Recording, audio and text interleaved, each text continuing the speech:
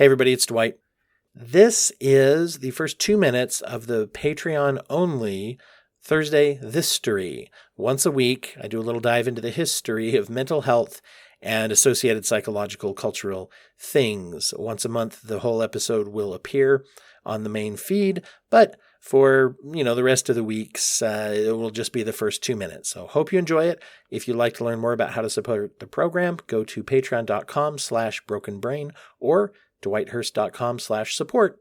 The Broken Brain. Welcome back, you lovely, wonderful patrons of the Broken Brain. This is your Thursday Thistory, looking at the history of mental health. Today, we're going to talk about telehealth, telepsychiatry, teletherapy.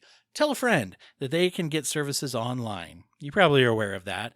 There's lots of advertisements for online-based therapy. You can hear if you listen to podcasts and things, they have advertisements. And there are also a lot of therapists just in their own practice who provide online therapy either as desired or needed, like I do in mine. It's a mixture. I'll see people in person, or we can do online or even over the telephone.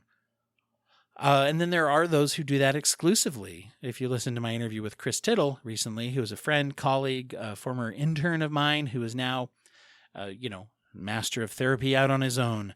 He does telehealth therapy exclusively from his home in Oregon, where he's able to talk to people in Utah and Oregon. They're his two states of practice. We're going to talk about states of practice as well as how that is delivered. Obviously, this really took off during the pandemic, especially with people becoming more accustomed to how to use the technology. But first, a little step back in time. You may be surprised to know the first time that telehealth started to be used. Now, technically, telehealth is anytime you're receiving a medical service when you're not in the room with the medical professional.